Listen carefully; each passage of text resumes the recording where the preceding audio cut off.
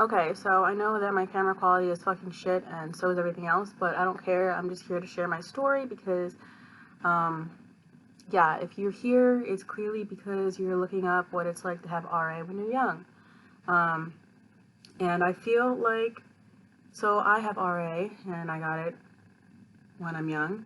And I feel like when I was looking on YouTube for a lot of information, I found a lot of old people sharing their stories, and I found a lot of doctors sharing their stories, but I wanted to see representation. I wanted to see someone who was like close to my age, who could like relate to the experience a little more, because I feel like it's one thing to have a diagnosis at the end of your life, and I feel like it's a completely different thing to have to live the majority of your life with it. And I feel like they're two completely separate experiences, and I just felt like there wasn't enough representation. So yeah, I got RA. Well, I was diagnosed with RA when I was 25, but I believe I had it since I was about 23, 24. So I went like a year and a half without a diagnosis. Started in college, and I just remember having a lot of pain in my fingers, and it felt like punching a wall. So I don't know if you've ever punched a wall, probably not, because you're probably not psychotic. But if you have, it just feels like a bruise, and it feels like your fingers are internally bruised, and that's what I felt like. And I was like, I didn't punch anything, so why am I having this pain?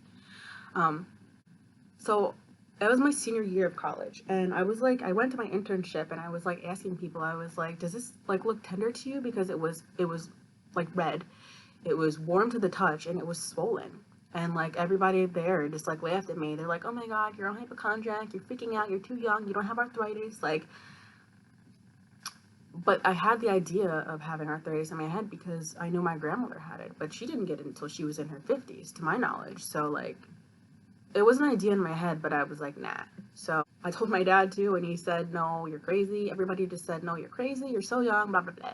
So that happened, and then whatever. Boom, I graduate college, and then I decided to go into the National Guard.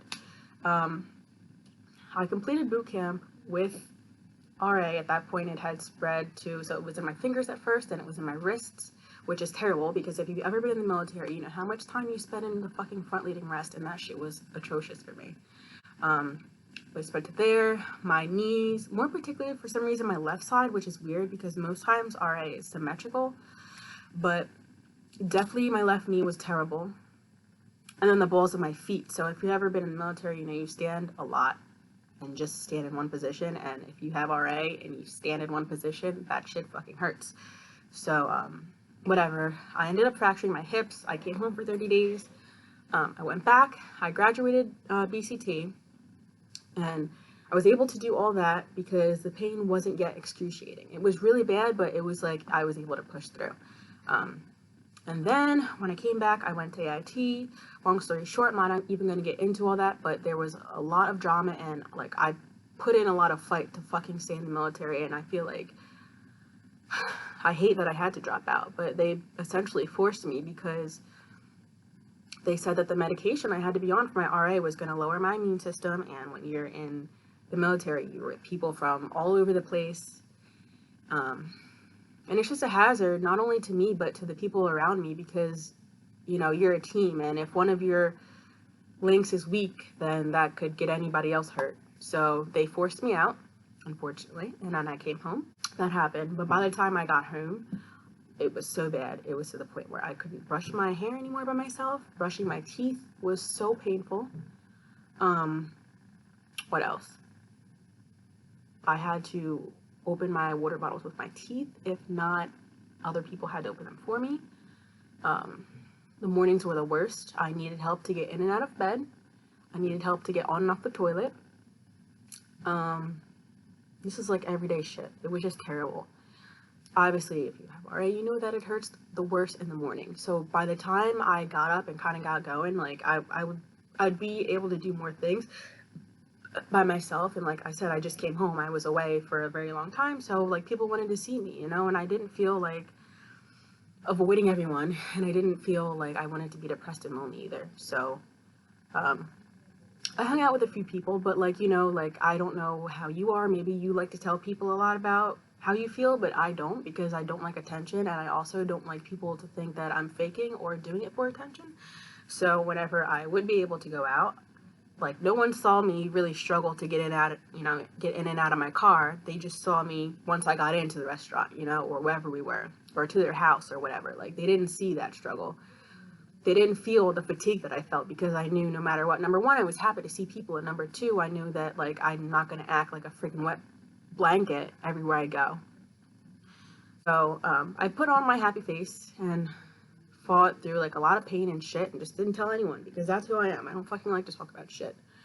But so yeah, so I fought through like 3 more months of not having any medication yet, because I just got home. I had got off of my army insurance. I had to get on Medicaid or Medicare, I don't even know which one. Whatever the one for poor people, that's the one I got on. It's probably not politically correct, I shouldn't say poor people. But I'm poor, so whatever.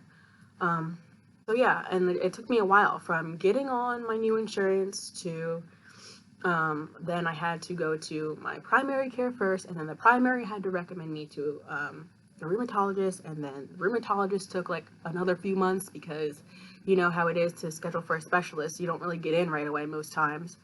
Well, at least that's been my experience. I don't know where you go or where you're from or what your insurance is, but so it took me a while to actually, and then I had to get x-rays, so I had to do blood tests to just prove that I had it. And once I did, it was such a relief. I remember it was before my 26th birthday, and I was like, this is the best birthday gift ever that I have ever received, is to like get on medication so I can like get my life back.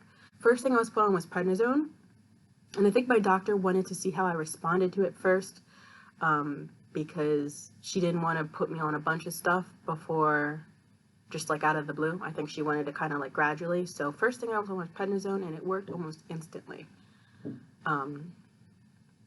I'm tapering off right now, and it sucks. I wish I could be on it forever, but I know it's not good for my body, and I know my doctor has my best interest at heart, so whatever, I trust her, even though I'm tired now and I have a little bit more pain. But yeah, it worked great. I was on like 2 pills a day, and I felt like I could do everything. I would wake up so early, I would get everything done, and I would just be so happy, and I would be full of motivation, and my body felt great. And then I got tapered down to 1 every day.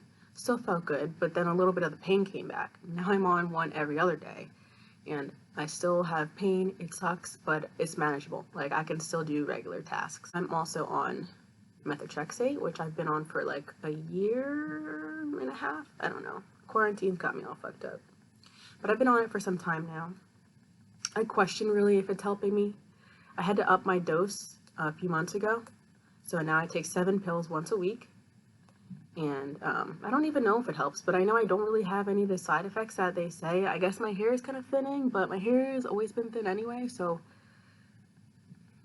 yeah. But other than that, I guess I'm a little nauseous on Mondays and Tuesdays, but it's not like anything that has hindered my life. And I'm on Enbrel. I started Enbrel maybe 6 months ago, not even, and I don't know if I like it, because I don't know if it's working. I really believe that the only thing that has like fixed me has been prednisone, but I don't know. It's going to be a long journey. I don't know what I'm going to try in the future. I don't know what doses are going to be upped. I don't know how I'm going to feel when I'm completely off prednisone. So I don't know. There's like so much. I don't know. I feel like it's a journey, and I feel like I don't know what the future's going to hold, but I know that I need to take care of myself a lot better. I think I need to eat better, and I think I need to drink a lot less, because I have not stopped doing those things. But I know that it's going to backfire on me in the long run. So, yeah, I don't know. I just kind of wanted to share my story, because in the beginning I felt like I was the only young person. And I found like a lot of people on Instagram that now I can relate to and things like that. So if you have any questions, just leave them below or send me a message, or yeah, because I want to do this so other people are not alone, and I want to do this so that way, yeah, just basically share whatever I know. Maybe it'll help someone else. So thank you for watching, listening to me curse like a sailor and babble on. Hope you have a nice day.